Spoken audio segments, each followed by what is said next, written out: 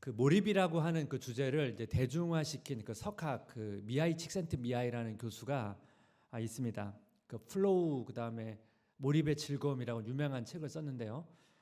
이분이 주장이 내용이 뭐냐면 이제 자주 몰입하는 사람일수록 더 행복하게 더 큰 성취감을 느끼면서 살아간다는 것입니다.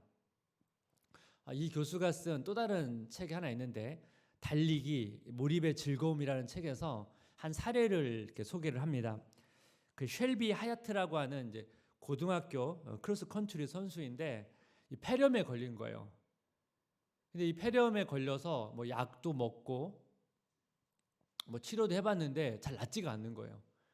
여러분 폐렴에 걸렸는데 이게 낫지 않으면 훈련을 해야 되잖아요. 막 계속 뛰어야 되는데 그 훈련이 얼마나 그 고통스럽겠습니까? 호흡도 잘 안 되잖아요. 근데 이제 그 주 대표를 뽑는 이제 대회를 나가야 되는데 참여를 했습니다. 근데 이제 몸 상태가 좋지 않으니까 아무래도 이제 컨디션 조절을 해서 천천히 뛰었겠죠.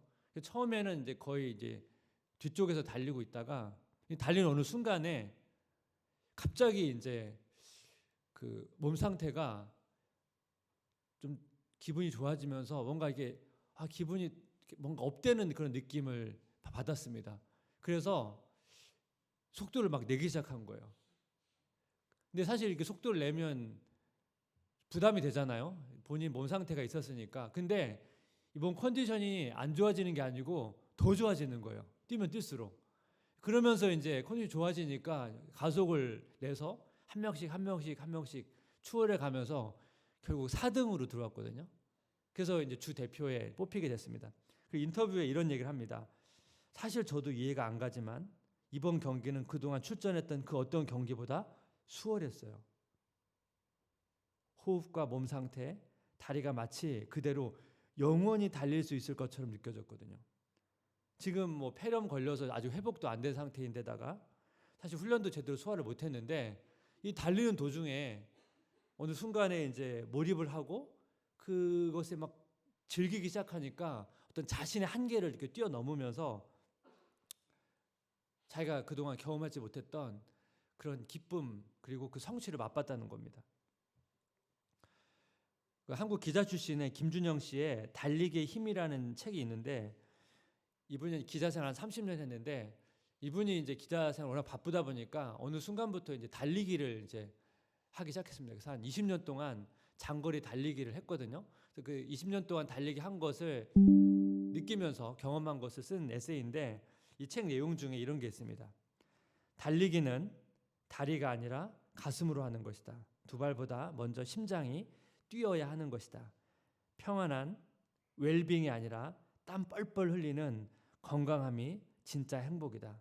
저자 이 표현 있잖아요. 달리기는 다리가 아니라 가슴으로 하는 것이다. 여러분 막 그 달리기 하다 보면 막 이 가슴이 막 빠르게 뛰면서 사실 약간 뭐 고통스럽기도 한데 그때 느끼는 그 심장이 빠르게 뛰면서 느끼는 그 희열을 묘사한 내용입니다. 제가 소개한 두 사람 모두 이 달리기를 하면서 그 어떤 몰입 속에서 그 느끼는 그 희열을 되게 강조했는데 제가 왜 이 두 사람을 이렇게 소개했냐면 오늘 본문을 보니까 사도 바울이 이제 자기를 그 달리기를 하는 운동 선수의 비유를 하면서 어떤 자신이 경험했던 그 기쁨을 이렇게 고백을 합니다. 빌립보서 3장 12절 14절을 다시 보니까요. 내가 이미 얻었다 함도 아니요 온전히 이루었다 함도 아니라 오직 내가 그리스도 예수께 잡힌 바 된 그것을 잡으려고 달려가노라. 표대를 향하여 그리스도 예수 안에서 하나님이 위해서 부르신 부름의 상을 위하여 달려가노라. 바울이 지금 이걸 두 번이나 강조하면서 자기를 어떤 그 결성점을 향해서 달려가는 그 달리기 선수의 이제 비유를 하고 있습니다. 바울은 지금 사실 감옥에 갇혀 있지 않습니까? 어떻게 보면 되게 상황적으로 활동이 되게 제약에 갇혀 있는 상황인데 지금 자기는 뭔가 막 달리는 뭔가 향을 향해서 달려가는 그런 열정을 달려가는 사람의 비유를 하고 있다는 것입니다. 전에 한번 제가 빌립보서 말씀을 드리면서 감옥에 사실 갇혀 있었는데 그때 어떤 상황이었습니까? 사람들이 자기한테 찾아오는 거죠. 계속 시위대 교대로 교체하면서 자기한테 찾아오고 또 자기가 복음을 전하지 못하니까 밖에 있는 사람들이 바울이 복음을 전하지 못하니까 대신해서 열심히 전하기도 하고, 누구는 바울이 복음을 전하지 못하니까 이때 자기가 더 열심히 하겠다, 질투하면서 더 열심히 전하고. 그래서 바울이 그런 상황 속에서 어떻게든 자기가 지금 갇혀있는 상황인데 예수님이 계속 전파가 되니까, 그래서 어떻게 뭐라고 말합니까?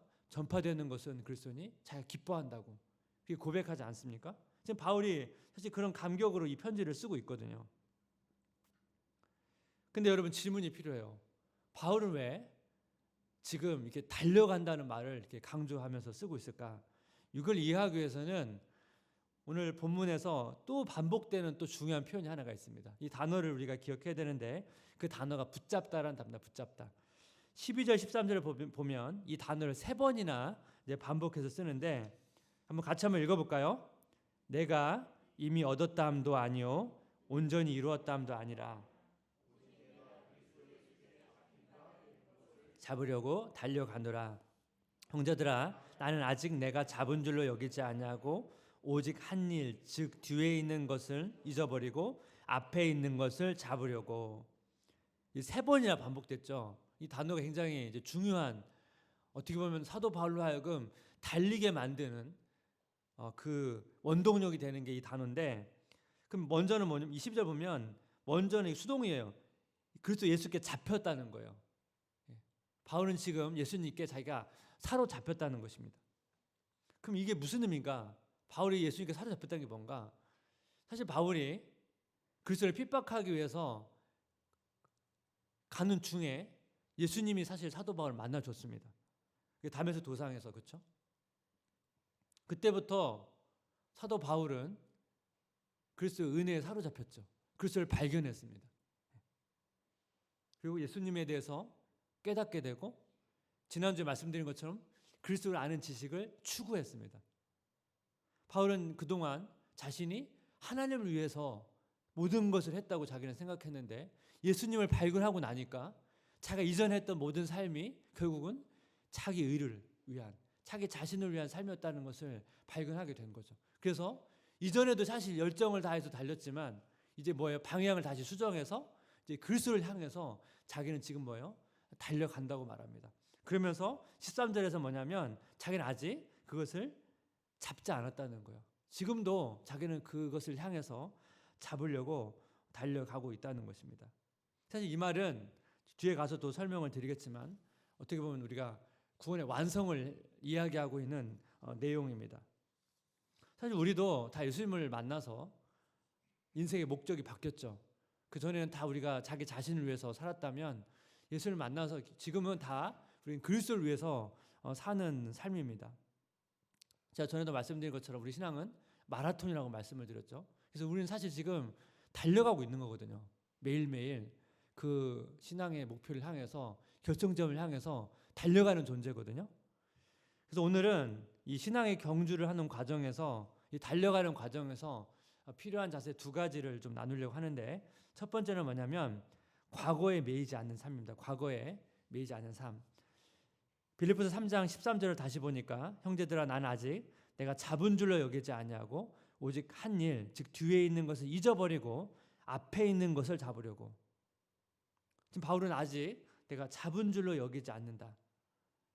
빌립보서는 사실 바울의 어떤 신앙 여정 가운데 좀 마지막 시기에 기록된 서신입니다. 근데 바울은 지금 아직 자기가 뭐예요? 겸손의 표현이죠. 솔직한 고백이고, 아직 자기는 완성된 자가 아니다. 자기 신앙은 아직 완성되지 않았다. 그러니까 바울은 지금 자기가 하나님의 나라에 들어간 것으로 만족하지 않고 있다고 얘기합니다. 그럼 바울이 이 얘기를 왜 할까요? 의도가 있죠. 지금 빌립보 성도들에게 이 편지를 쓰고 있잖아요. 빌립보 성도들 가운데 만족하는 사람이 있는 거예요. 자기 신앙에 대해서 이미 포만감을 누리고 있는 사람들이 있는 거죠. 이제 하나님의 자녀가 됐으니까 충분하다고 생각하는 성도들이 있었던 거죠. 그러니까 바울은 그들을 향해서 도전하면서 우리 신앙생활이 이 땅에서 완성되는 게 아니다. 그러면서 뭐예요? 너의 과거를 다 잊어버리라고 말합니다. 오직 한 일, 즉 뒤에 있는 것을 잊어버리고. 그럼 이 과거의 일을, 뒤에 있는 것이란 뭐겠습니까? 여러 가지 의미가 있겠죠. 먼저 과거의 어떤 우리 신앙의 경력, 나름대로 열심히 그동안 교회에서 봉사했던 모든 것, 또 그런 것도 있을 수 있습니다. 제가 앞에서 말씀드렸잖아요. 만족할 수 있다고요. 내가 그동안 이렇게 교회를 위해서 또 하나님을 위해서 섬겼는데, 그러면 어느 정도 시작되면 좀 뭔가 지금부터는 그냥 좀 편안하게 이렇게 지내자라고 생각할 수 있잖아요. 그런 것도 어떻게 보면 사도 바울이 잊어버리라고 하는 또 하나의 요인이고, 또 다른 반대편이 뭐가 있을까요? 우리가 과거에 열심히 신앙생활 해봤는데 결과적으로는 그게 좋은 경험이 아닌 거예요. 교회로부터 상처를 받았거나 나름 열심히 해봤는데 그 속에서 뭔가 의미를 발견하지 못했다면, 뭔가 지금 뭔가 하나님을 위해서 또 그리스도를 위해서 뭔가 열정을 가지고 하는 것에 대해서 별로 열정이 생기지 않을 수도 있습니다. 저는 신방을 하다 보면 나름 과거에는 참 열심히 했지만 지금은 그런 열정을 갖지 않는 분들을 많이 알고 있습니다. 거기엔 여러 가지 이유가 있죠. 우리의 과거의 어떤 영광이나 실패가 그리스도를 향해서 달려가는 삶을 가로막을 수가 있습니다. 그래서 바울은 지금 그게 좋은 기억이든 나쁜 기억이든 다 잊어버리라고 지금 이야기하고 있는 것입니다. 제가 대학 때 이제 선교단체에서 제가 제자훈련하는 삶을 되게 하다가 그 제가 굉장히 그걸 열심히 했다고 제가 한번 간증을 한 적이 있었는데, 그걸 이제 하다가 제가 4학년 때 그 선교단체 학생 대표를 하게 됐습니다. 그냥 소그룹에서 캠퍼스에서 막 즐겁게 하다가 이 학생 대표를 했는데, 이제 저희 선교단체가 전국에 한 10,000명 정도 되거든요. 이 10,000명의 대표가 되니까 이게 너무 부담스러운 거예요. 사실 뭐 제가 그 할 만한 그릇도 아닌데 그 일을 하게 되니까 얼마나 부담스럽겠어요. 또 이제 그 전국 대표는 일이 소그룹 하는 게 아니거든요. 그러니까 막 그 전체 기도회도 막 이끌어 가야 되고, 그러니까 제가 그동안 그 캠퍼스에서 했던 이런과 너무 다른 일들을 많이 해야 되다 보니까 그게 너무나 이제 부담스럽고, 또 하나 부담스러웠던 게 뭐냐면, 보통 이제 전국적으로 뭐 큰 행사들을 하는데 마침 제가 맡았을 때 한국교회랑 연합해가지고 막 몇만 명 집회를 한 2번이나 했습니다. 그러니까 이 집회가 커지면 준비가 많거든요. 일이 되게 많아요. 그러니까 막 그 집회 준비한다고 또 막 바쁘고, 또 그걸 맡다 보니까 그냥 보통 저희 선교단체에 모였을 때 뭐 기도회 하는 거는 제가 그나마 했는데, 이 한국교회랑 연합하니까 모인 사람의 수가 다르잖아요. 막 몇만 명 앞에서 막 갑자기 대표 기도를 하라고 그러고, 몇만 명 모였는데 거기서 보고 기도회를 인도하라고 이러니까 그게 얼마나 제가 부담이 있었겠습니까. 근데 한편으로 제가 그동안 하지 못했던 캠퍼스에서 그냥 소그룹으로 했던 것과 다른 굉장한 많은 경험들을 많이 했거든요. 그건 또 유익함이 있었습니다. 근데 제가 그 사역을 1년간 하고 딱 내려놓고 나서 제 자신을 이렇게 돌아보니까, 제가 뭐 학생 대표를 했다고 해서 그게 제 신앙의 점수를 말하는 것은 아니라는 걸 깨닫게 된 겁니다. 하나님께 맡겨주셨으니까 한 거지, 그걸 내려놓고 이제 제 자신을 돌아보니까 전 여전히 연약하고 너무 평범한 사람인 거예요. 그리고 1년 동안 너무 큰 행사를 많이 치르다 보니까 약간 지쳐 있었고요. 그래서 굉장히 말씀에 대한 갈급함이 있었습니다. 그래서 제가 대학을 졸업하고 나서 교회를 선택할 때 일부러 행사 별로 안 하고 행사 없고 그냥 말씀만 이렇게 좀 가르치, 굉장히 보수적인 그런 교회를 일부러 찾아갔어요. 그러면서 난 다시 배워야 된다. 하나님에 대해서, 기독교 진리에 대해서 다시 처음부터 잘 배워야 돼. 그래서 제가 일부러 그런 교회를 일부러 찾아갔습니다. 또 막 교회 가서 행사할까 봐. 저는 그때 경험이 저한테 유익한 게 있었어요. 그런 거를 하는 게 겉으로는 되게 화려해 보이고 하지만 제 내면을 들여다보니까 또 제 안에 그런 것들로 인해서 많이 제가 잃어버린 그 소그룹 하면서 느꼈던 그런 기쁨도 많이 사그러드는 것을 경험하고, 제 내면 안에 있는 그런 공허함과 그런 많이 보게 됐거든요. 그 저한테 되게 유익한 시간이었죠.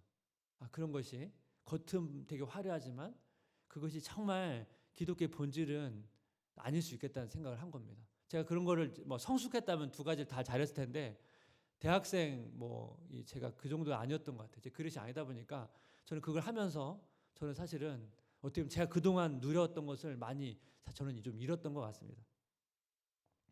전 지금도 그 생각하거든요. 제가 수지 예번교회 담임 목사이긴 하지만 제가 성도님들 제가 신앙이 제일 좋은 건 아니거든요. 저보다 신앙이 좋으신 분들이 너무 많거든요.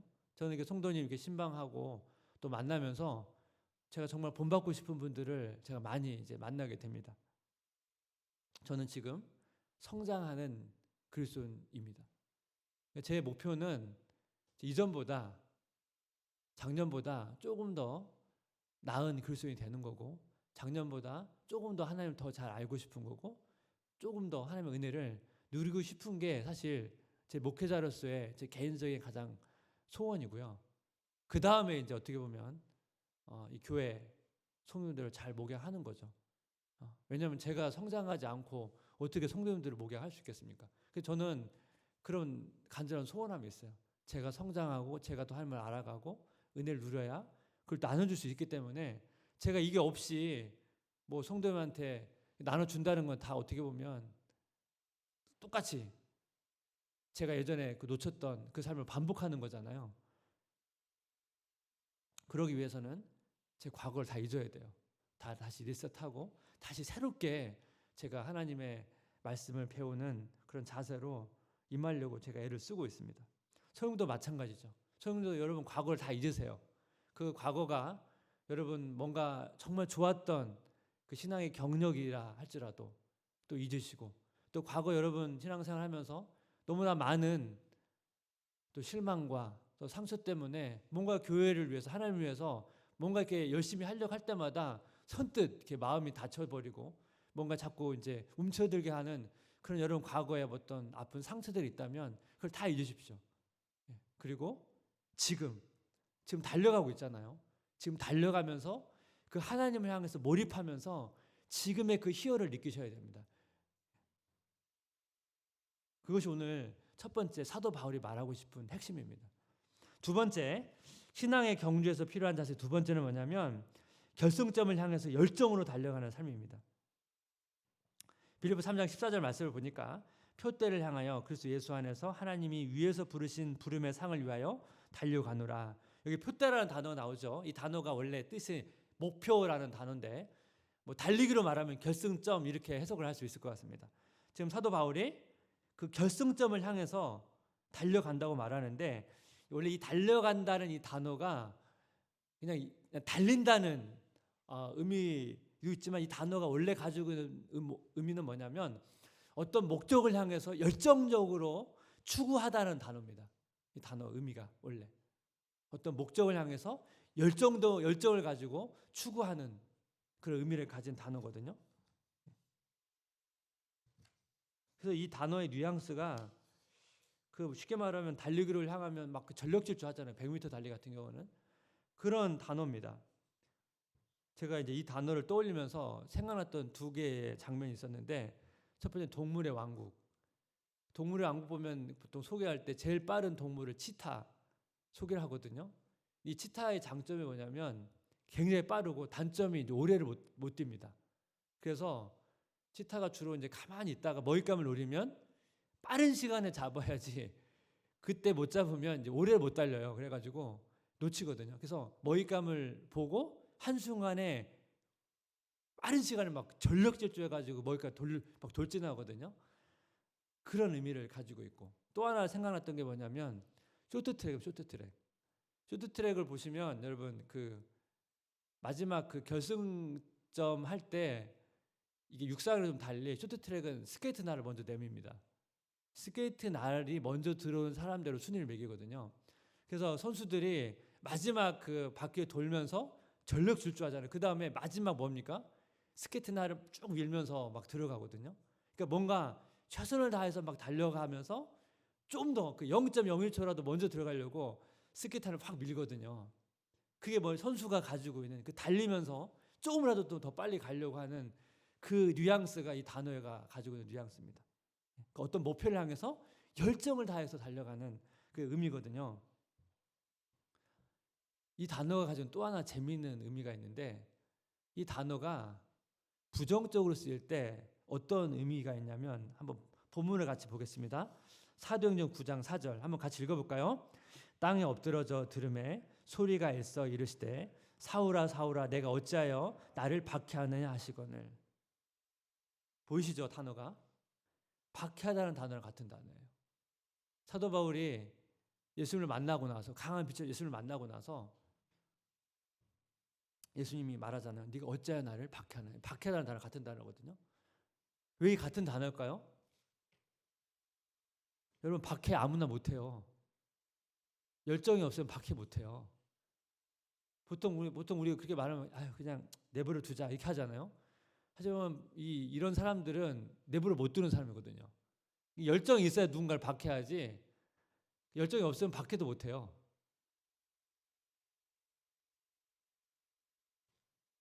그러니까 이 단어가 가진 뉘앙스 알겠죠? 우리가 누군가를 박해한다면 그만큼 그 사람을 괴롭히는 거죠. 쫓아가서 박해하는 거잖아요. 그 정도로 누군가를 박해하는 사람의 열정만큼 우리가 그리스도를 향해서 그렇게 열정적으로 가야 된다고 지금 이야기하고 있는 것입니다. 근데 우리가 열정을 가지고 뭔가 하더라도 시간이 지나면 뭐예요? 열정이 이렇게 사그라들어요. 그 매칭 플랫폼 사람인에서 그 직장생활한 사람들의 권태기를 조사했는데 91%가 다 자기 나름대로 권태기를 경험했다고 그 고백을 했거든요.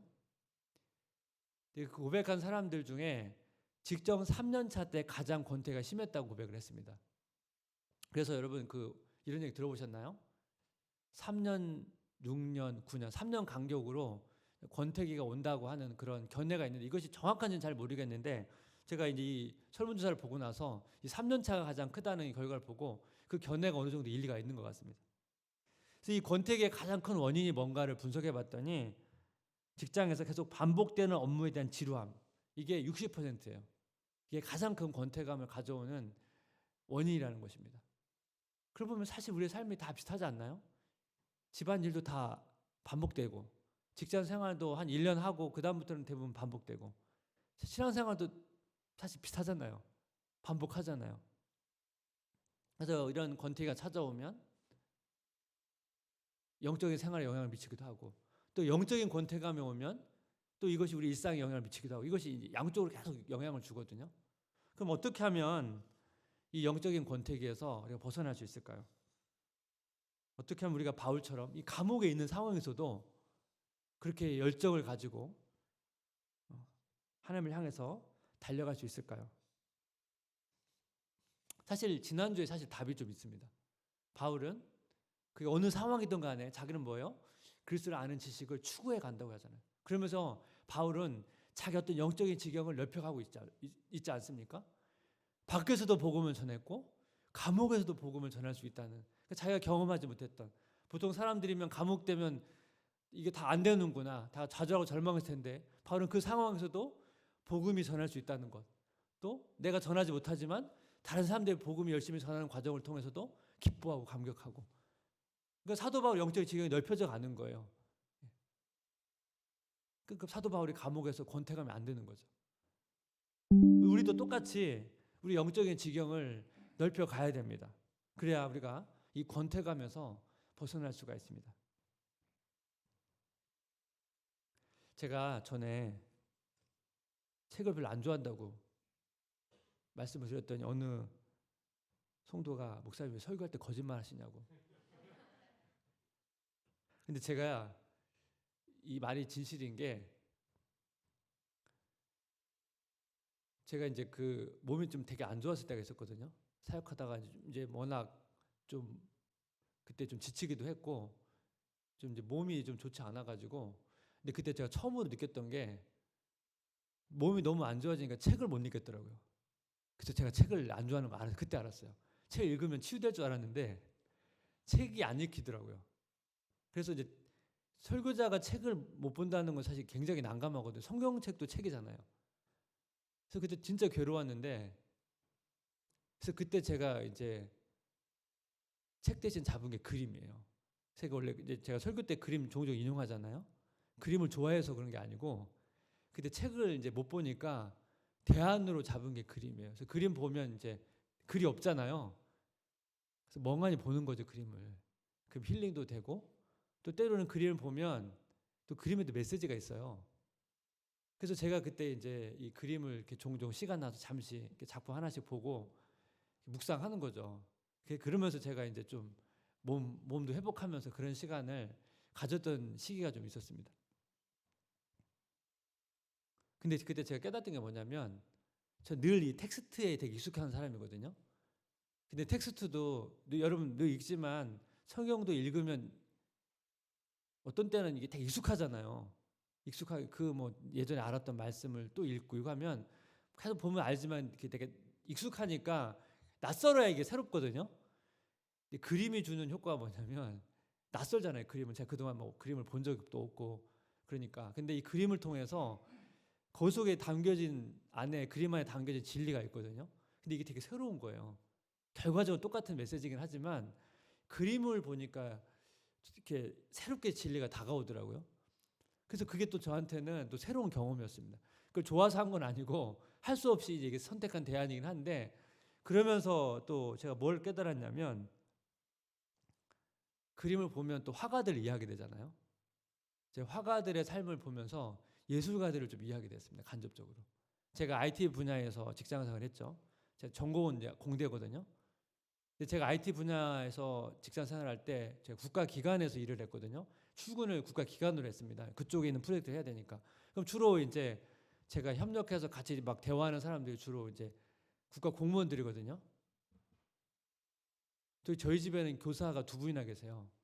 그래서 제가 주로 이제 이런 분들은 제가 많이 겪어봐서 얘기 대화 나누면 잘 이해가 되거든요. 근데 제가 신방하다 보면 예술가 분들은 좀 이제 제가 다른 영역에 다르다 보니까 얘기를 들어도 제가 그쪽을 전혀 모르니까 사실 공감은 하려고 애를 쓰지만 잘 공감이 안 될 때가 좀 있었습니다. 사실 선교단체 있을 때도 거기 미대에 다니는 친구들이 참 많이 있었는데 그들이 뭐 여러 가지 뭐 고충들 얘기하긴 하는데 잘 이해가 안 됐는데 제가 이제 그 미술 그림도 보고 화가들의 이런 생애들을 보니까 직접 제가 경험한 건 아니지만 그 예술 하시는 분들의 삶을 좀 조금은 이해가 되더라고요. 제가 그래서 그때 이런 시간들을 보내면서 어떻게 보면 저한테는 새로운 경험을 하게 된 거죠. 제가 원해서 한 건 아니고 그림도 보고 그렇게 되면서 좀 더 이제 성도를 이해하는 폭도 조금 더 그나마 제가 그동안 경험하지 못했던 세계를 하면서 그러면서 제 결과적으로는 제가 아팠던 게 저한테 되게 유익한 거예요. 유익했던 시간이었습니다. 그나마 조금 더 제가 새로운 지경을 넓혀가는 시간이었기 때문에 그래서 돌아보니까 그 시간조차도 저한테 너무 유익했던 것 같습니다. 제가 오늘 무슨 말씀을 드리냐면 우리가 이렇게 익숙해져 가는 시간이 있어요. 그게 여러분 가정 일일 수도 있고 직장 일일 수도 있고 영적으로도 여러분 익숙해질 수가 있어요. 그럼 어떻게 해야 됩니까? 그걸 벗어나야 되잖아요. 가장 좋은 방법은 뭔가 새로운 배움을 시작하거나 새로운 영역에 도전해 보는 것도 좋습니다. 그게 신앙생활이면 영적인 부분에 대해서 마찬가지고 또 새로운 뭐 취미생활을 갖는 것도 괜찮고 그래서 자꾸 뭔가 새로운 것을 함을 통해서 자기 생각과 영적인 지형을 자꾸 넓혀가게 되면 우리가 아까 말씀드린 대로 이 영적인 권태감이나 권태감에서 벗어날 수가 있는 것입니다. 제가 이제 훈련을 지금 하고 있는데 제가 계속 이제 훈련생분들한테 계속 강조하는 게 뭐냐면 우리가 뭐 큐티 뭐 여러 가지 통독하잖아요. 그래서 제가 계속 여러분들 그 이제 많이 이제 노하우를 알려주는 게 뭐냐면 큐티를 하는 방법도 다양하고 통독하는 방법도 되게 다양하거든요. 그래서 자꾸 그 늘 하던 대로만 하는 게 아니고 자꾸 낯설게 그 방식도 바꿔가면서 자꾸 낯설게 하라고 그래야 좀 더 우리가 이 신앙생활 뭐 말씀을 읽거나 기도할 때 이걸 좀 더 계속 재미있게 즐겁게 오랫동안 유지할 수 있지. 그렇지 않으면 이 신앙생활이라는 것도 굉장히 권태감을 갖기 쉽다고 그걸 계속 강조하고 있거든요. 여러분들이 그렇게 자꾸 새로운 걸 시도해보고 그러면서 도전해 보십시오. 그러면 우리가 좀 더 영적인 부분에서도 좀 더 열정을 가지고 그걸 희열을 느끼면서 맛볼 수가 있는 것입니다. 말씀을 정리하면 우리는 과거의 어떤 영광과 실패에 매이지 않고, 그렇죠? 어떤 신앙의 목표를 향해서, 그리스도를 향해서 영적인 지경을 넓혀가면서 달려가는 삶. 오늘 사도 바울이 이것을 강조하고 있습니다. 이 희열을 맛보시는 축복 누리시기를 주님의 이름으로 기도하고 축복합니다.